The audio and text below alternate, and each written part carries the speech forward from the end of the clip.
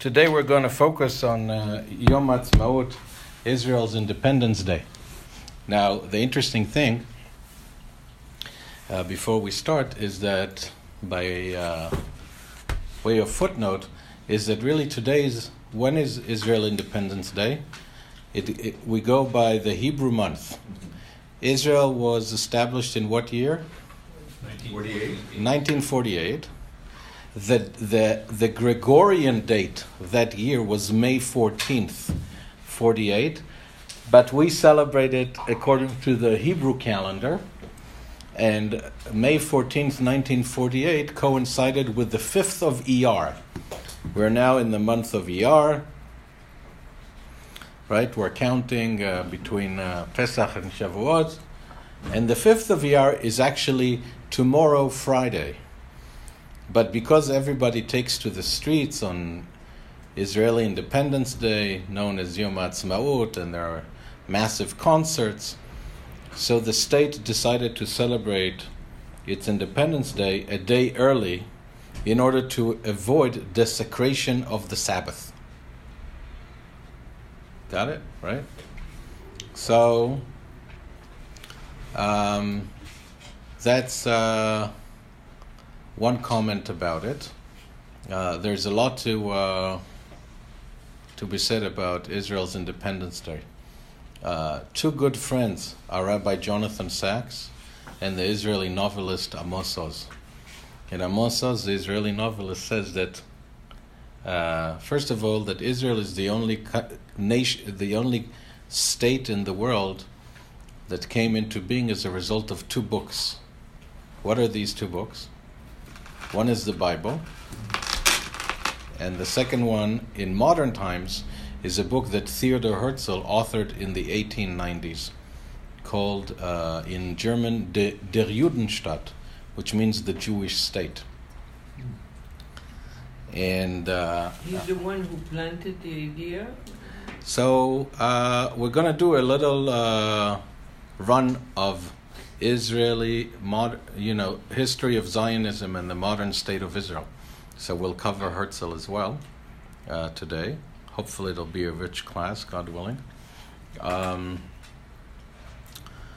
So Amos Oz also goes on to say that anybody who is in love with their dream should not actualize their dream.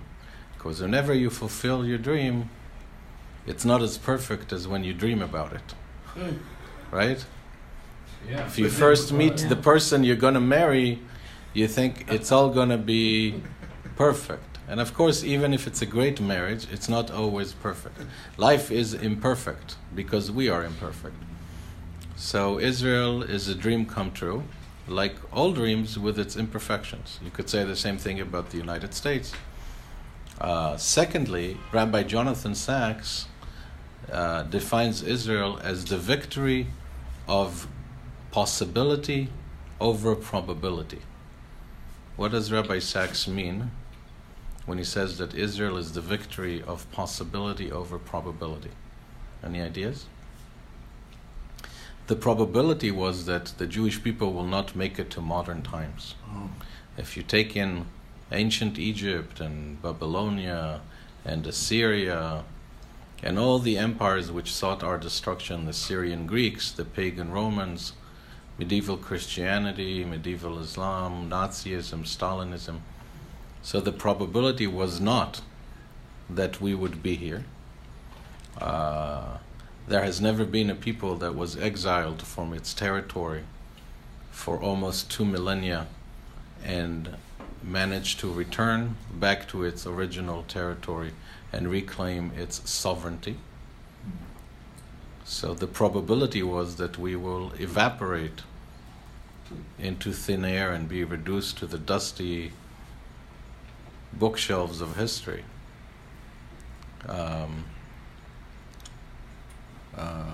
So, in the Hallel we read, Lo amut ki echyeh, I shall not die, I shall live.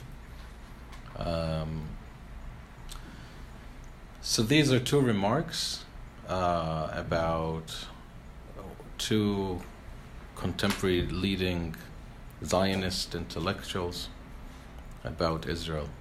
So we said last year that the year 135 is when the Bar Kokhba revolt failed, that Rabbi Akiva anointed Bar Kokhba as Mashiach, and he tried to overthrow the yoke of the Roman occupation of Israel.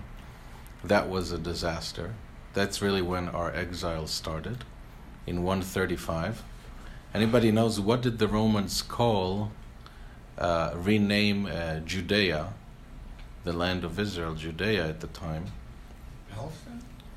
No. Palestina, exactly, Palestina.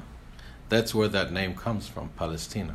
Half a millennium before the birth of Muhammad and Islam, the name Palestina was invented by the Romans in order to erase the Jewish connection to Israel. So they called it Palestina. Why did they want to do that? Because they wanted to make sure that the Jews are completely disconnected from Israel. Did Palestina have a meaning? Is there What does it mean in Roman? I'm not quite sure. I think it's connected to the ancient Philistines that we read about in the Bible, which were Greek merchants who settled along the coast, where today you have Gaza and the Israeli cities north of Gaza, Ashdod and Ashkelon.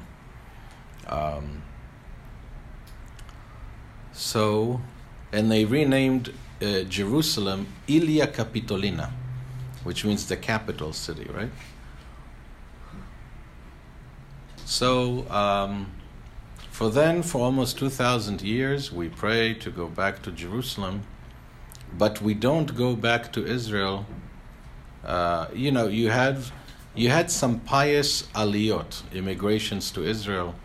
There were some Hasidim who went in the 1700s. There was always a group of very pious people who moved to Israel. There was already a Jewish majority in Israel a good century before, in Jerusalem, a good century before we went back. Hello, good morning. Happy Yom Ha'atzmaut. So,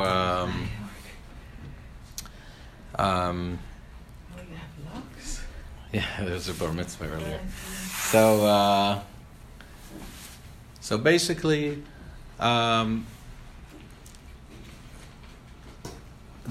we remained in exile until when did things change? Things started changing significantly in the early 1880s. What happened in the 1880s?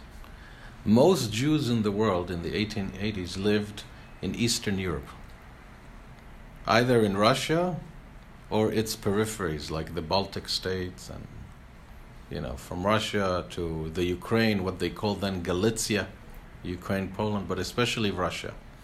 The massive Jewish immigration to America was from Eastern Europe, from the 1880 to 1923. That's when about 2-3 million Jews came from Eastern Europe.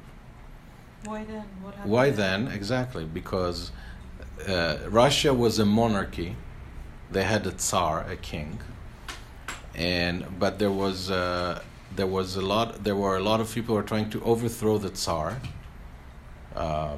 Russia was really a agrarian class society, and the Russian peasants, the serfs, lived in great poverty and slavery-like condition and were illiterate.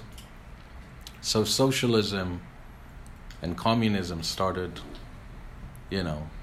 developing, evolving, and as a result of that, the regime, the Tsarist regime, needed a scapegoat, right? So the way to distract the masses was to provoke anti-Semitic riots, which came to be known historically as the pogroms. Now, the pogrom is a very amorphic, kind of opaque, cryptic term. What really happened is that with the encouragement and passivity of the Russian police, masses would come into Jewish towns like Kishinev, and they would slaughter hundreds and rape, including slaughtering children, with axes and what have you, real savagery. You know, Chaim Nachman Bialik, the great Hebrew poet, wrote a lot of tilting poems about those carnages. One of them is called Ala Shchita, which means on the massacre. So, you know, American Jewry started because of that. People started leaving Russia. And basically, the Jews of Russia had 4 choices to make. And these 4 choices are indicative of the 4 choices of modernity. The first one was to stay in Russia and participate in the socialist or communist struggle. These were those who chose communism. The second struggle was to join American capitalism and come to the United States. That was a better choice. The third choice was to go to Western Europe, because in Western Europe there was emancipation. Jews had equal rights, at least on paper. And the fourth choice was to go to Israel and try to achieve Jewish independence, Jewish nationalism. So what happened is that 2 things happened. Life became intolerable for the Jews of Russia with the pogroms. And secondly, it was the birth of secular nationalism. You had, let's say, the Austro-Hungarian Empire. And the Austro-Hungarian Empire consists of Austria and Hungary and many other national minorities. And suddenly Hungarians want to be only Hungarians, and Austrians want to be Austrians. And the Jews were rejected. You know, they were being said, you know, you're not really French, right? You came to France from another country a few decades ago, or your parents did, but you're not real ethnically indigenous French. You're not really Polish. You're not really Russian. Not really German. Exactly. Although these people tried very hard. Till today. Yeah. So. I remember growing up, you know, wherever you went, where you from, and you're Jewish. They never told the Catholic or the Protestant, you're French and you're Catholic. Yeah. But the Jew was, you're French, but you're Jewish. Right. Why was that? Because, well... We have horns. I think it's because for ultra-nationalists, nationalism is not only cultural and linguistic and historical, it's also ethnic and even racial, right? So for the fascist party in France today, Front National, which is a very popular fascist party in France that has a lot of anti-Semitic members, and so for them, you know, if you're a Jew whose family came to France or a Muslim, then you can never truly be French. It's ethnically based. It's different than America, where a student from Kenya can come here on a student visa and his son can become President Obama, right? America is a different case, because in America, first you had the Declaration of Independence, the state, and then the nation was formed by way of immigration, state-nation. In Europe, it's the other way around. It's the nation and then the state. So the group, the indigenous group, sometimes is not very tolerant of those who want to adopt that national, cultural. It's a challenge that Europe has to this day. So you have basically this great historical paradox.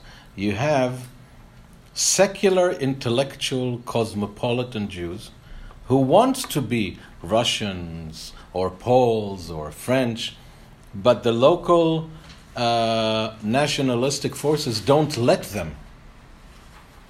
So then you had a guy called Leo Pinsker, Pinsker. Pinsker was one of the leading early Zionists of the late 19th century, of the late 1800s. And he wrote this book called The Auto-Emancipation, which means the self-emancipation, the self-liberation. And he basically said, we can get equal rights on paper in Western Europe, but we'll never fully be accepted socially There would always be anti-Semitism. There would always be social discrimination, professional discrimination, ethnic discrimination. So we should auto-emancipate. We should liberate ourselves. How? By going to Israel and reclaiming our sovereignty in our ancient homeland. By the way, who translated the auto-emancipation to English? Ben Zion Netanyahu, the Prime Minister's father. That's a footnote. So you have these groups of Russians who choose Zionism, secular Jewish nationalism. Even if they come from observant homes, they shed off the observance and the tefillin and the talit, and they escape from home. And they come to Israel, and they start building the kibbutzim and the moshavim. Basically, the early Zionists were socialists. And they wanted to combine Jewish independence, the Jewish security, with socialism. We're all going to live in a settlement, a moshav, a kibbutz. We're going to share all the resources. It's not going to be a society where people are exploited, where one guy has 1.4 billions and the other guy doesn't have a box to sleep on the street. So it was a utopian endeavor, in a sense. And the idea was to create an exemplary socialist society in the land of Israel, where the entire world would see Israel as a light unto the nations. So you see, even those guys, even though they left the practical observance of Judaism, this profound Jewish prophetic ideal of being, in the words of the prophet Isaiah, a light unto the nations, was prevalent in their vision.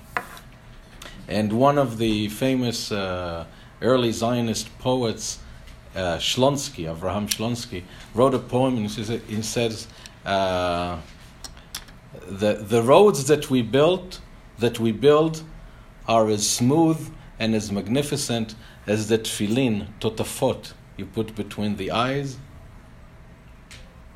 The homes are like tefillin, and like the head tefillin, and the kvishim kiretzuot tefillin, and the roads are like the straps of the tefillin. In other words, what we are doing is a religious endeavor. So these were yes, Mark. What did you want to ask? Okay, if it comes back to you, let me know. So it happens to me too a lot. Don't worry. So these were the early Zionists of the 1880s. Oh, I got it. And they were socialist in their orientation. Yes, sir. Okay, so the rejection of Judaism or of Jews, of God. Oh, okay, yeah. Was that because they didn't see God as a supernatural being, and that image I don't think it was theological. Part of it was the growing secularism of the time. Socialism, communism was anti-religious. It was a revolutionary movement that thought that religion is a thing of the past. It's only a Machiavellian manipulative tool that the dictators like the Tsar do in order to sedate and drug the masses who are oppressed and they're condemned to a life of poverty and ignorance. They didn't really see any avenue for refined, progressive, enlightened religiosity. The second thing is that Jewish orthodoxy, Jewish religiosity became synonymous with political passivity. And that political passivity for them was the source of the problem of the Jewish people, that we were resigned to our political fate. We never took our political fate at hand and turned it into a destiny.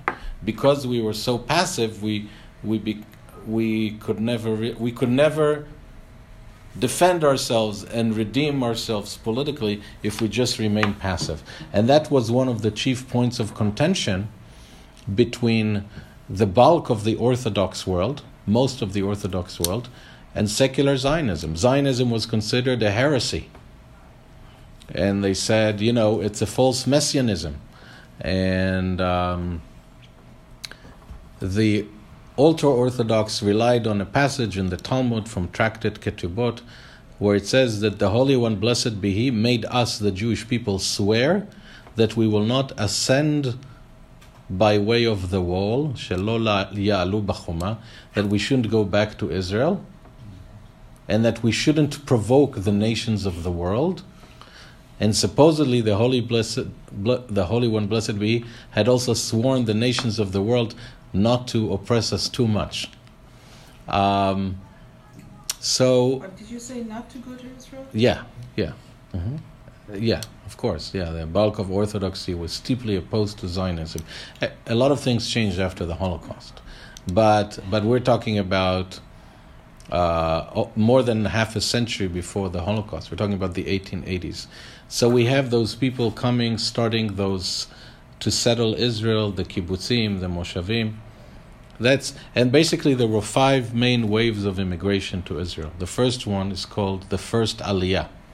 An Aliyah means an ascent, because you're going up to Israel. You are ascending spiritually, culturally, religiously, by way of residing in Israel.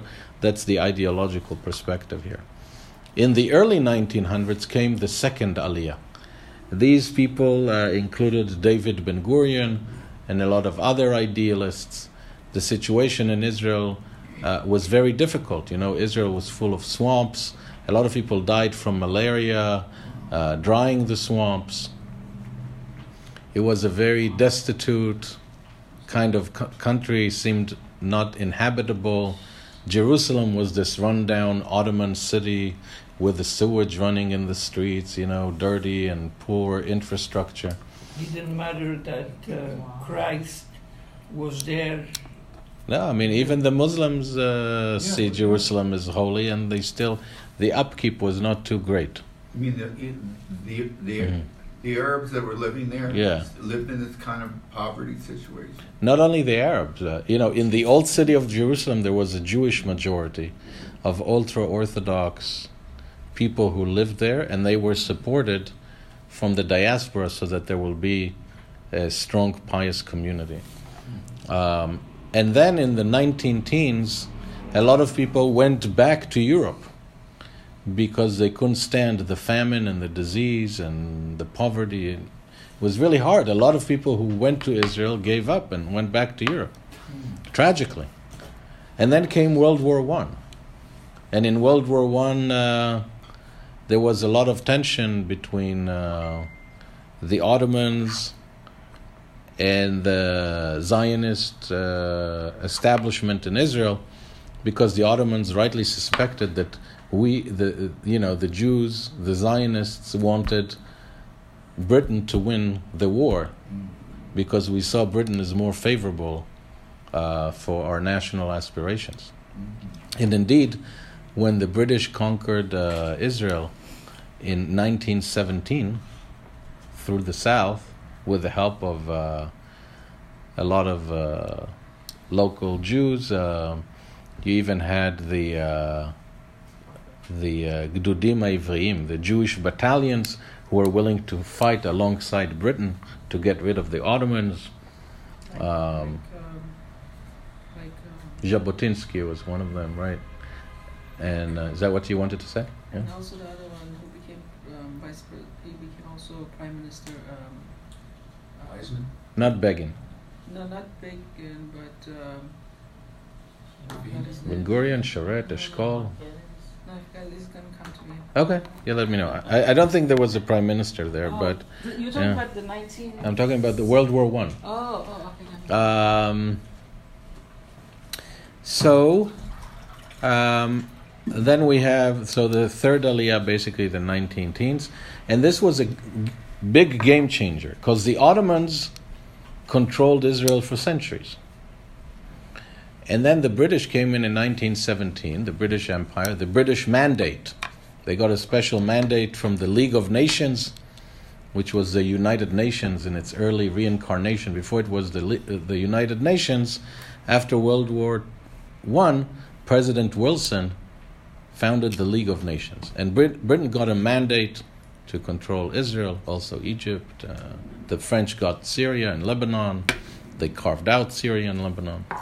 In any event, Lord Balfour, who was the foreign minister of Great Britain, wrote a famous declaration saying that His Majesty's government, meaning the British government, will look favorably upon the prospect of building a Jewish national home in Palestine. So notice the wording. It's very, I'm paraphrasing, but it's very, it's very thoughtful. Will look favorably upon it, and a Jewish national home, doesn't say a Jewish state, provided all the rights of the other groups in the country are not jeopardized. So the Brits really controlled Israel for 30 years, until they left in 1947, when the UN declared the State of Israel on November 29th, 1947. There was a UN partition plan for the establishment of a Jewish state alongside an Arab state, and there needed a 2/3 majority for that decision to be ratified. I think the UN at that time was in Queens. It was before it was in Midtown Manhattan. And Baruch Hashem, there was this 2/3 majority. But for those 30 years, let's focus on them. First of all, the fourth Aliyah, the fourth large immigration, was in the 1920s, mainly from Poland. Poland had 3.5 million Jews before the Holocaust. Today there may be 10,000 Jews in Poland, not even. And in the 1930s, it was kind of like the Aliyah from Germany after the rise of Hitler. It's important to say there were other Aliyot. What? Is that the fifth one? Yeah, there were other Aliyot. What year did you say? Basically from the 1933. There were other Aliyot, like let's say from Yemen, that they came also out of Zionism. And we have to understand that the Zionist revolution was also not only coming to Israel, learning to control the land and fighting for ourselves and establishing a state. It was a revolution in terms of Jewish identity. The idea was to create a new type of Judaism. Max Nordau, who was Herzl's deputy, wrote a famous article about masculine Judaism, that the new Jew is strong, physically strong and tough, and knows how to work the land and fight and fire a rifle. In other words, the new Zionist Jew is the antithesis of the exilic Jew. The exilic Jew is either urban or lives in a shtetl, in the small ultra-Orthodox communities of the small towns, steeped in intellectual learning, is either steeped in Talmud learning, or maybe if it's a modern person, is a lawyer or what have you, but they're delicate intellectual creatures. They don't know what it means to work the land, to hold a rifle. So the whole idea was to create a new Jew, so to speak. And that was the name of my school. yeah. So Herzl, a couple of words about Herzl. Theodor Herzl was born in Budapest. He lived from 1860 to 1904. He only lived 44 years. And most of his life, he was really the quintessential assimilating Western European Jew. He lived in Vienna. Vienna was the cultural center of the Austro-Hungarian Empire. It's like what New York City is today, where all the action is. And at the beginning, he thought all the Jews should just go to the church in Vienna called St. Stephan, and they should all convert to Christianity en masse and be done with this burden. Gradually, he came to understand that Judaism is really, that Jewishness is also an ethnic category, and that there's no escape from vicious anti-Semitism. A lot of people say the watershed moment for Herzl was the Dreyfus affair in the early 1890s. He's stationed in Paris as a correspondent for the Viennese journal, the Neue Freie Presse, the New Free Press. And there he sees how in France, the homeland of the French Revolution, that gave to the world the idea of human rights and civil rights and was the first country in Europe to emancipate its Jewish community, he sees this outpouring of anti-Semitic venom and hatred and people shouting in the streets, the masses, death to the Jews, death to Dreyfus the Jew, and this and that. Dreyfus, of course, was innocent. This whole thing tore France in two. It's a big thing in French history too, not only in Jewish history. But he understood that even if in France anti-Semitism can be so monstrous, then really we need to think of a different alternative. So it's a great historical irony, if you like. The people who established Israel were people who were culturally very assimilated Jew, either assimilated into the socialist or even communist ethos, or assimilated into European secular culture. And so the Arabs obviously started waking up especially in the early 20s. Before that, there was attempts to reach an agreement with the Arabs, and Faisal, who was king of Saudi Arabia, was willing to do business with Chaim Weizmann. He said it would be a good idea. The Jews would come from Europe. They would help the whole region develop economically, technologically. But, the Arabs of what was known then as Greater Syria, meaning Syria, Lebanon, Israel, Jordan, started realizing that the Jews are going to take over the country demographically. They keep on immigrating, it's going to become a Jewish state. They're going to lose the majority. So in the early 1920s, the Arab riots started. Started in 1921. I think it was in the Kotel. Then in 1929, there were massive riots, and the Jewish community in Hebron was massacred, and Jews could not live in Hebron until after the Six-Day War, so for more than 40 years.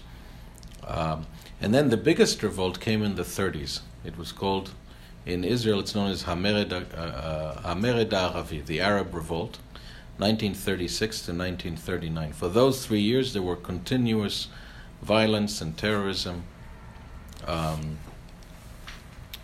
My late grandfather remembered that very well. He used to tell me stories about that. And then the British betrayed Zionism and you could say the Jewish people. Because, the 1939 is the eve of World War II. And it's still Great Britain, the empire upon which the sun never sets, because it stretches from Hong Kong to Great Britain. And Britain wanted its colonies to be pacified as it's about to fight Hitler, right? So in order to appease the Arabs, back in the day, the British government would formulate and publish its policy in an official document called a white paper. And the white paper of 1939 reduced Jewish immigration for maybe about 5,000 to 10,000 Jews a year for the next 6 years, and that's it. What do you mean? I didn't get that. So up until then, the British, there were years in which they were more accommodating. They were willing to allow more Jews to come into Israel, to immigrate into Israel, to make Aliyah. But in 1939, on the eve of World War II, they realized that if they don't want problems in Egypt, Syria, Lebanon, Israel, while they have to deal with the Nazis in Europe, they have to strangle Zionism.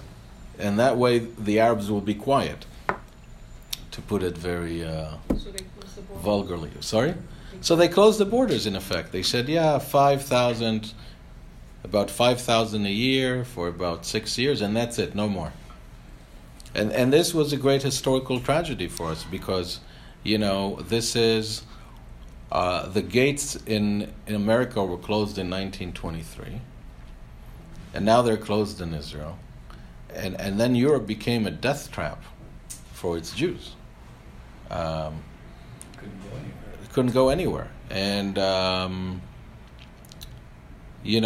that became a very difficult time, and there was contention between Ben Gurion and the Haganah, who are more moderates, and the more right-wing Zionist resistant movements of the right, of Begin, Etzel, and Lehi, who basically said, we have to fight the British. What are we going to do? Basically, there was this terrible dilemma. Should we fight the British when the British are fighting the Nazis who are massacring our brothers and sisters abroad? Or should we help the British? You know?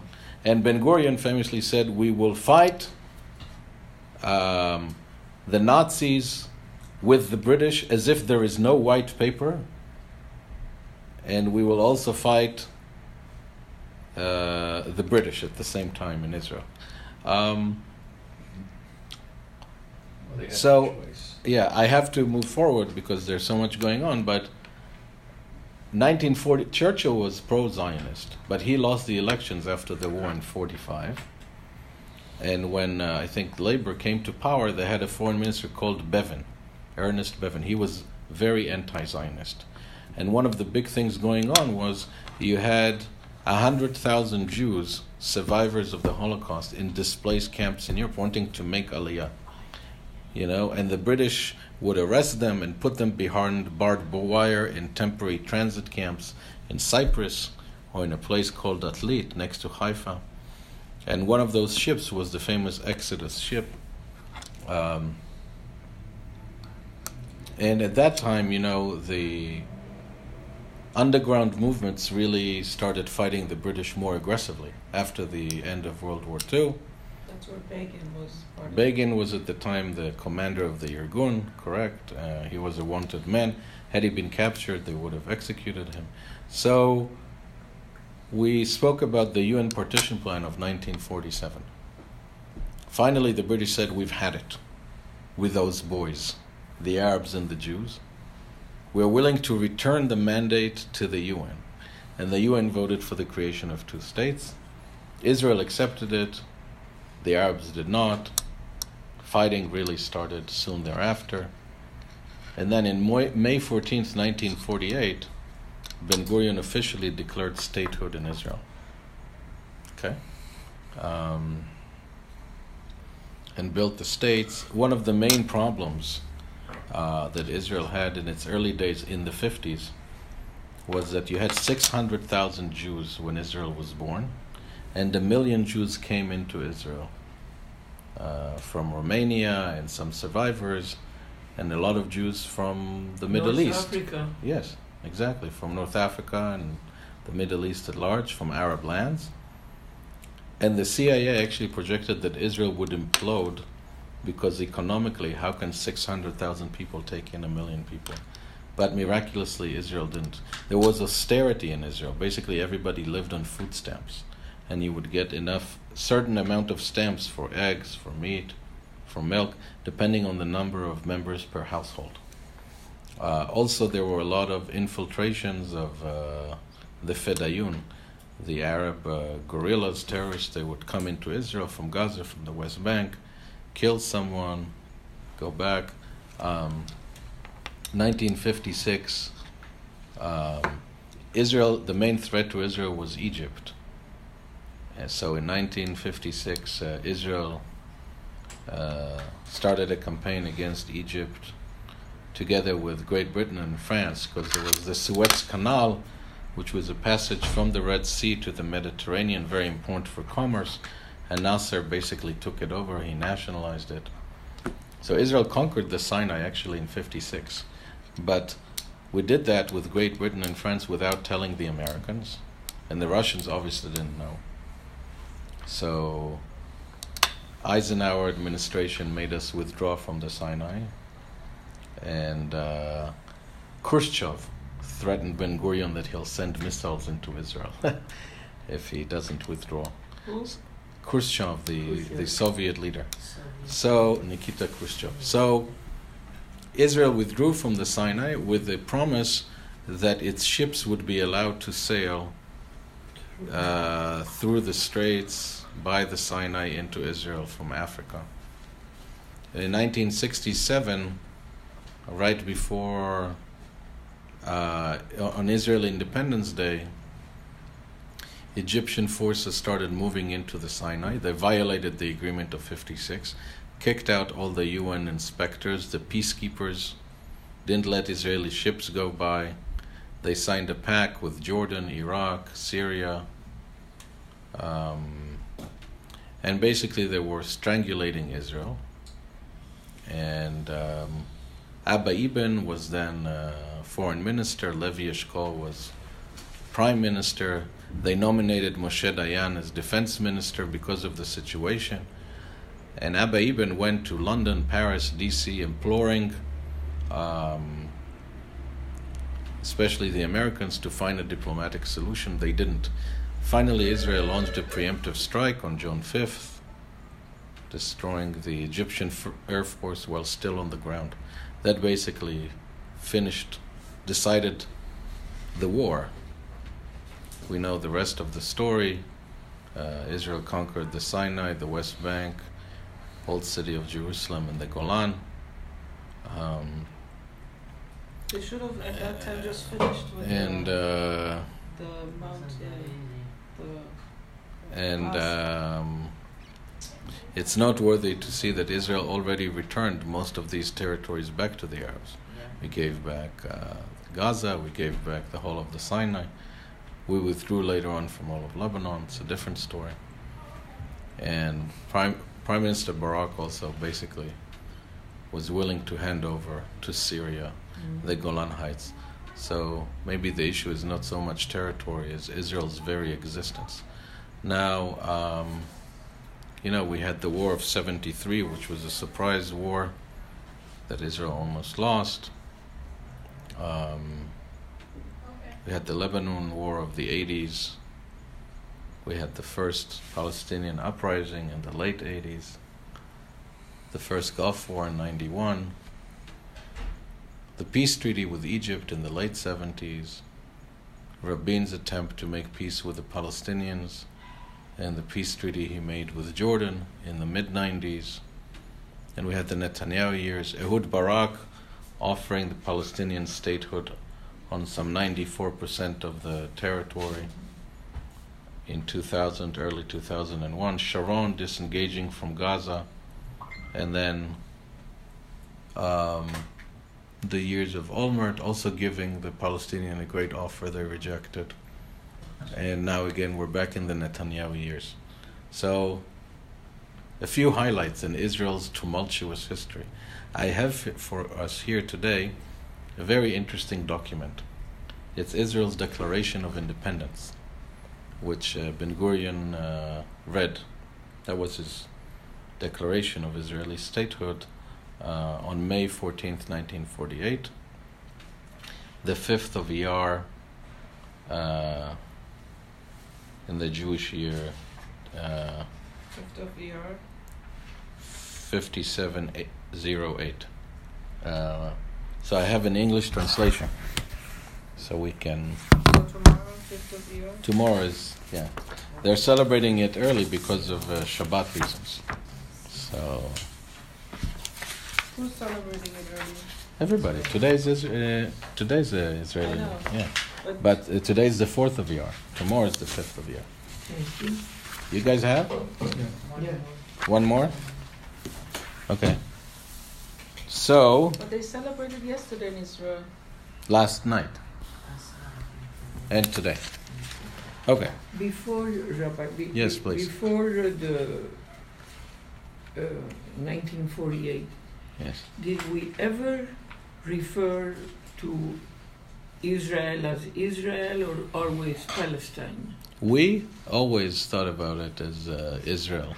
Either Tzion, which is Zion, it's another word for Jerusalem, or Yerushalayim, or I think Eretz Yisrael. Like if you look at all the centuries, you don't see anyone writing, the Holy Land, Israel, Jerusalem, Tzion, but we never used the term.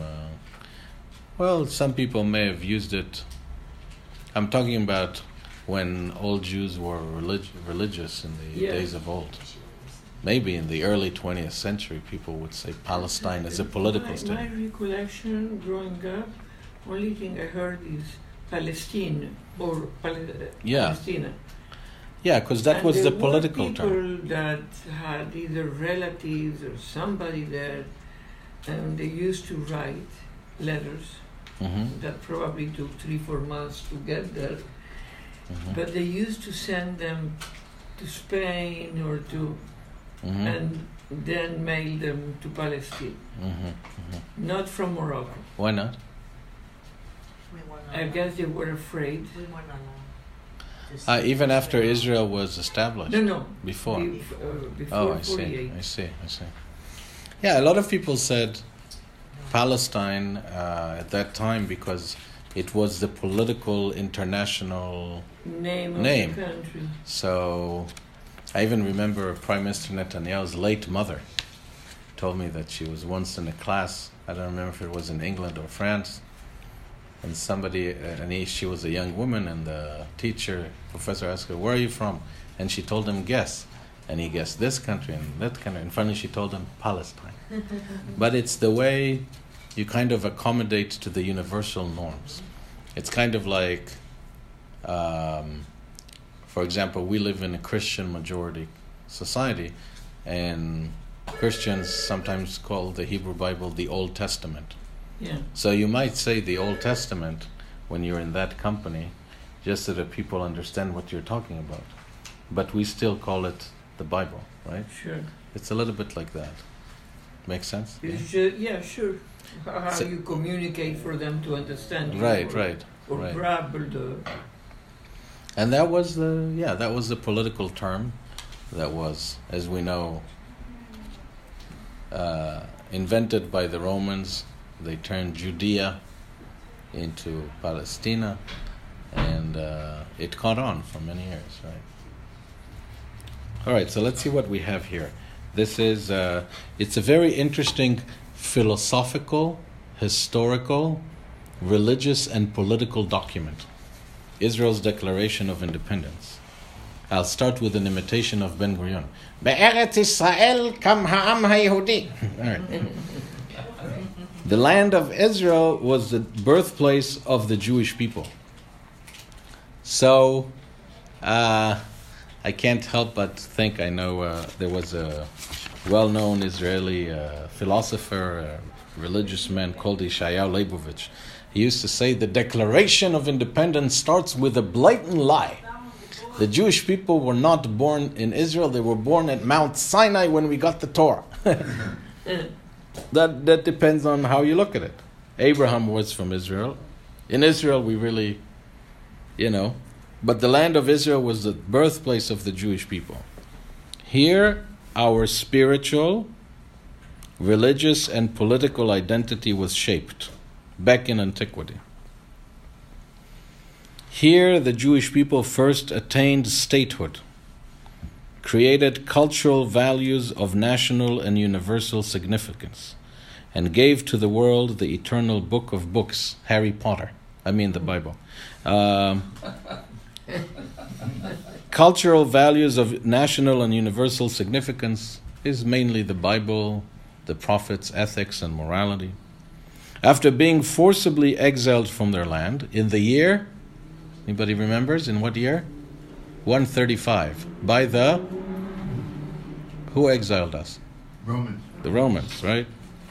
The people kept faith with it throughout their dispersion and never ceased to pray. In the Amidah we say, "V'techazena enenu b'shuvcha leTzion v'achamim, v'Yerushalayim ercha b'achamim tashuv." Should come back to Jerusalem. Never cease to pray and hope for their return to Israel and for the restoration of their political freedom. So that's a bit of a Zionist twist, right?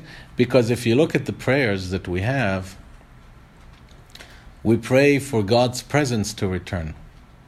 And but I guess Mekabetz Nitchei Amo Yisrael. We also prayed to be regathered into Israel. Mm-hmm. That's true.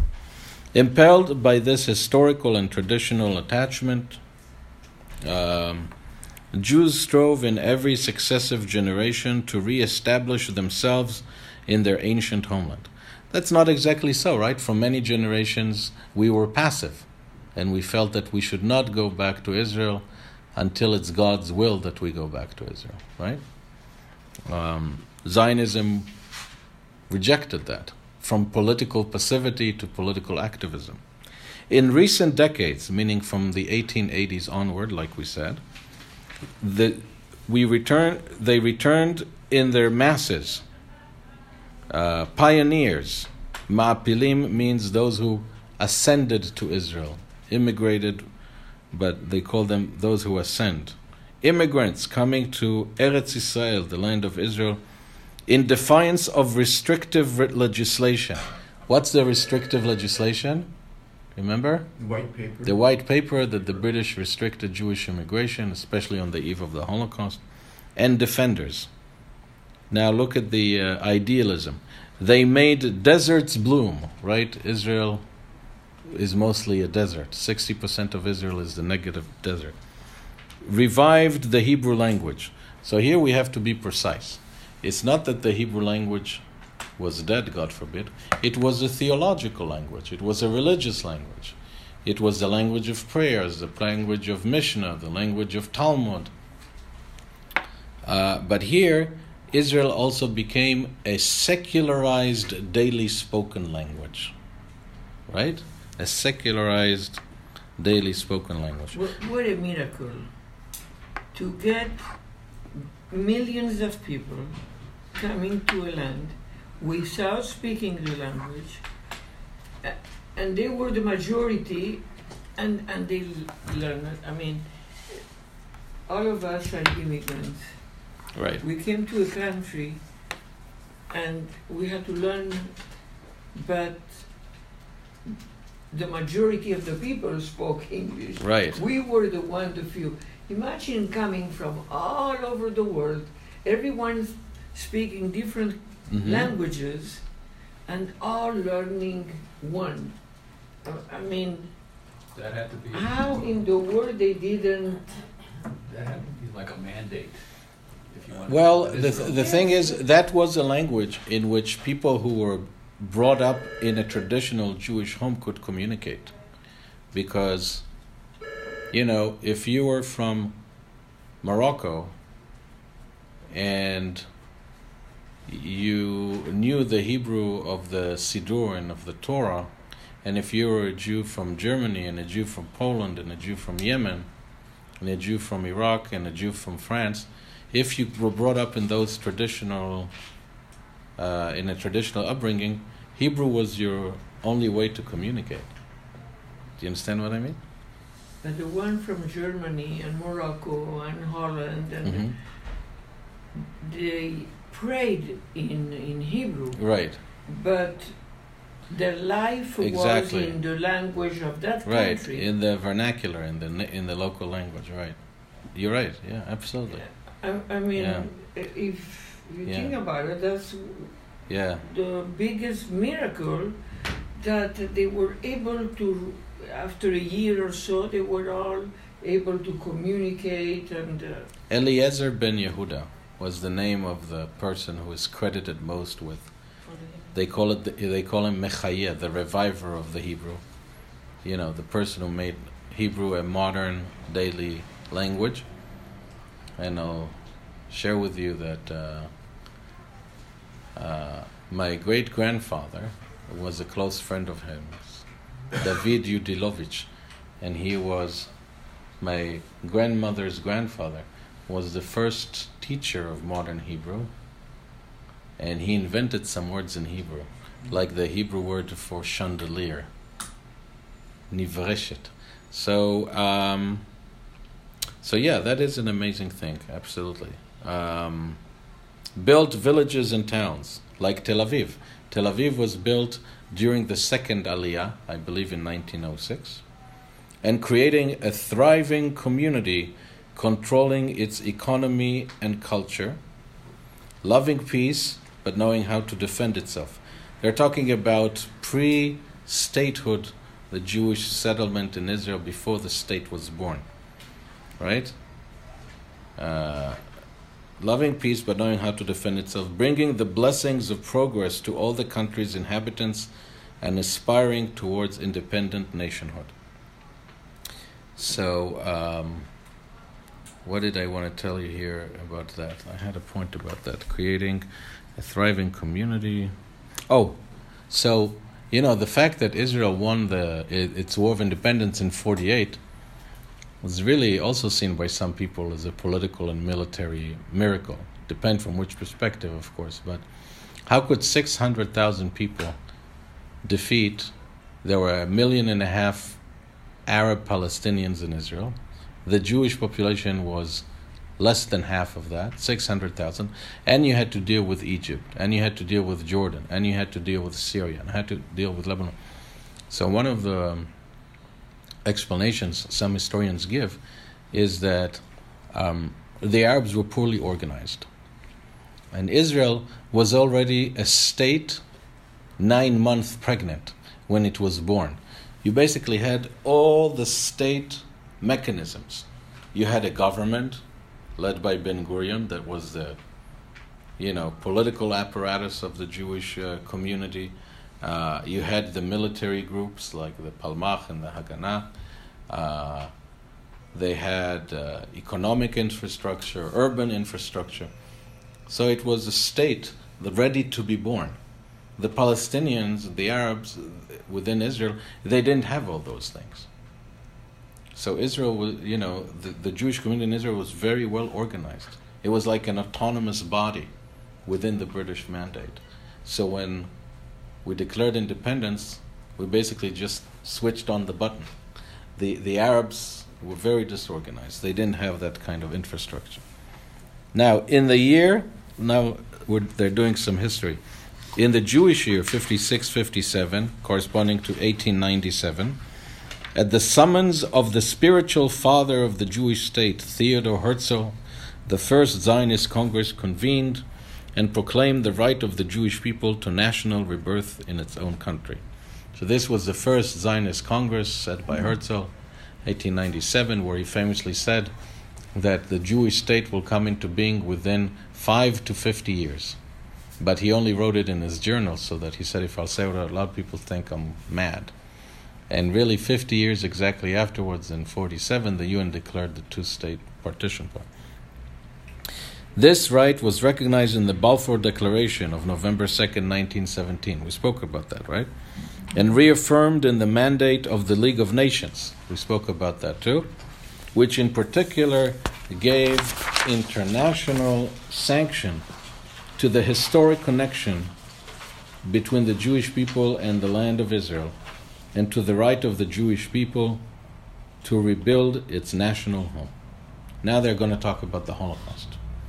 The catastrophe which recently befell the Jewish people, the massacre of millions of Jews in Europe, was another clear demonstration of the urgency of solving the problem of its homelessness by re-establishing in the land of Israel the Jewish state, which would open the gates of the homeland wide to every Jew, unlike during the Holocaust, right? And confer upon the Jewish people the status of a fully privileged member of the community of nations. Still with the Holocaust. Survivors of the Nazi Holocaust in Europe, as well as Jews from other parts of the world, continued to migrate to the land of Israel, undaunted by difficulties, restrictions, and dangers, and never ceased to assert their right to a life of dignity, freedom, and honest toil in their national homeland.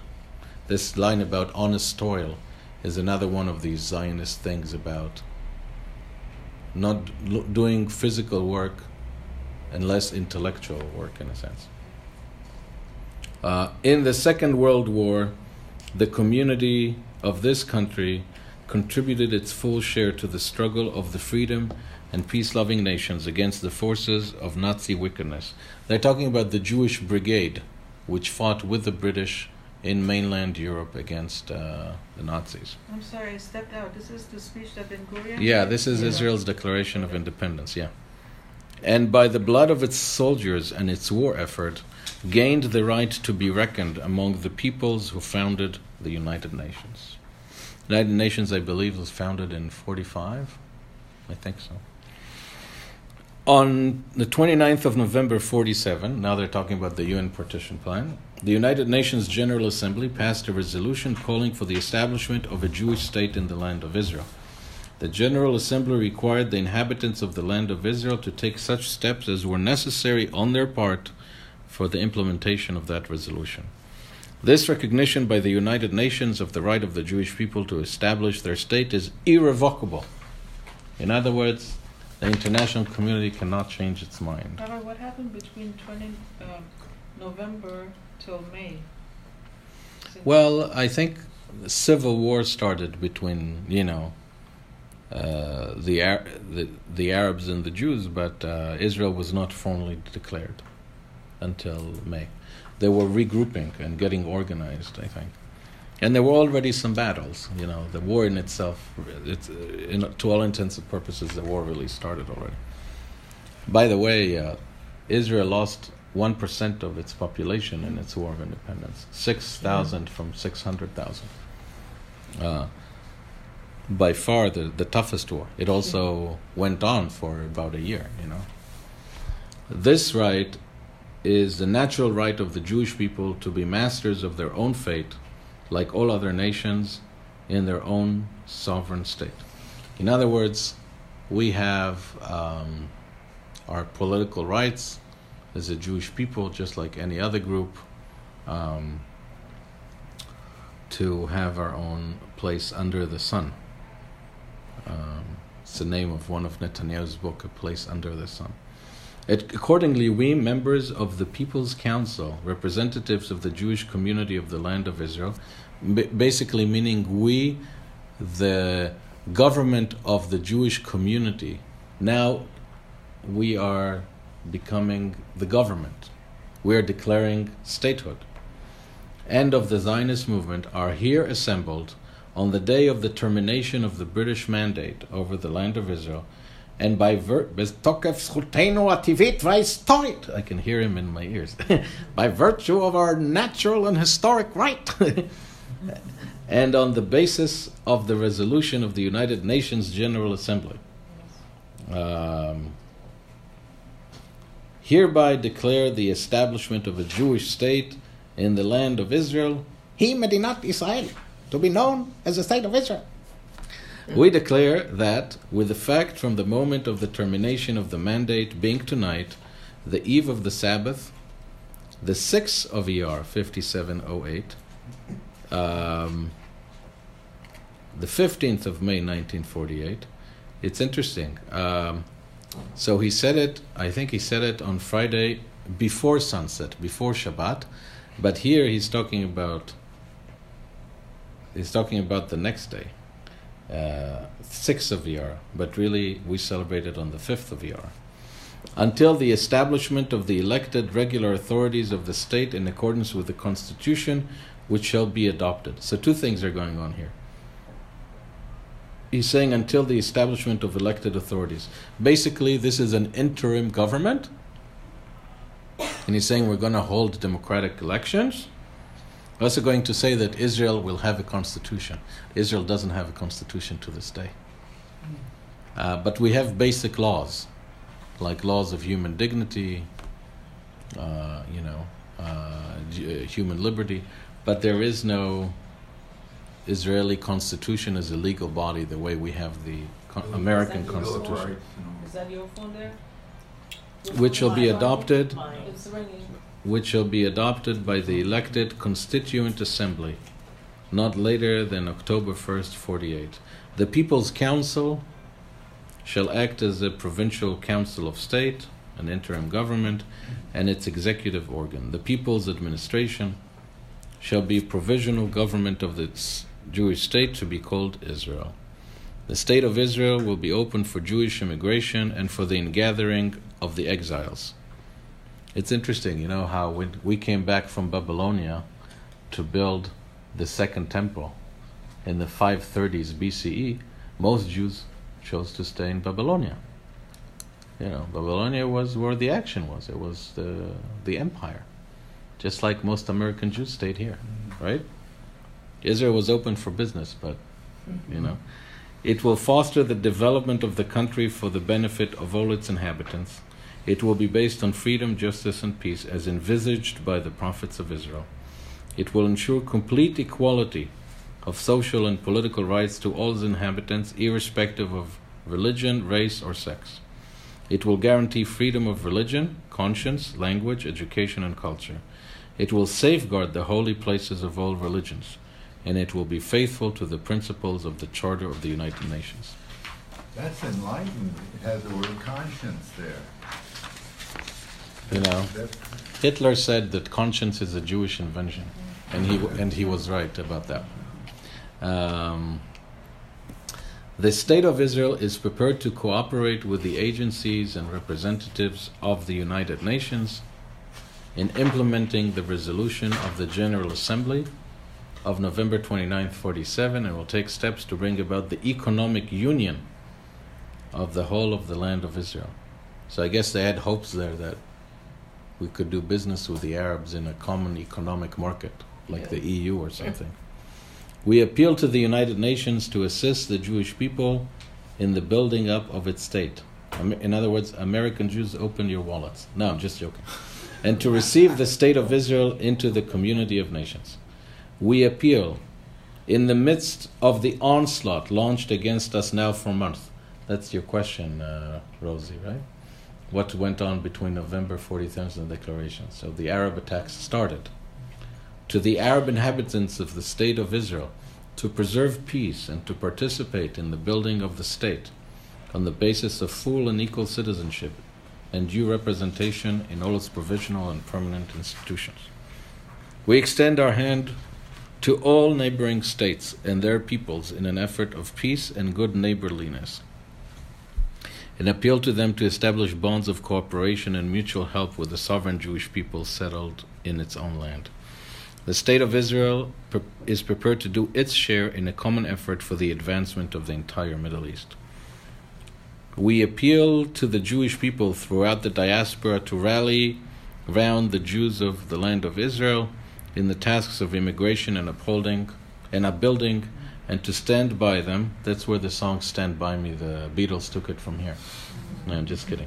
In the great struggle for the realization of the age-old dream, the redemption of Israel. Now check this out, the last paragraph, there's something interesting. Placing our trust in the Rock of Israel. Not in God. Mount Sinai? So Rock of Israel Mount Sinai? is one of God's nicknames in the Torah. Right before we say the Amidah, we say Tzur Yisrael, Kuma Be'ezrat Yisrael, Uvdei Kenumecha Yuda V'Yisrael, Baruch Ata Hashem Ka'al Yisrael. In some communities, they actually sing it. Tzur Yisrael, Kuma Be'ezrat. You know what? Do you know that tune? So Tzur Yisrael Means God? means the Rock of Israel. So it's a biblical allusion to God as the Rock of Israel. But there were some modern Orthodox members of the interim government who wanted God inside. Some of the other seculars didn't want God inside because they felt that, as long as the Jewish people had a religious orientation, Israel could never come into being. That was their perspective. They didn't want God inside. So this is a compromise. They're saying, placing our trust in the Rock of Israel. So the religions could say the Rock of Israel is God. The other would say the Rock of Israel is our faith in our ability to take our destiny into our own hands and to fight with great vigor and faith and dedication. So they chose this term that everybody could accept. But even in America, on the money says we trust in God. Yeah, but it doesn't say God. It says the Rock of Israel. So people interpret it in different ways. We affix our signatures to this proclamation at this session of the Provisional Council of the State on the soil of the homeland in the city of Tel Aviv on this Sabbath Eve, the 5th day of Iyar, 5708, May 14th, 1948. So that's Israel's Declaration of Independence.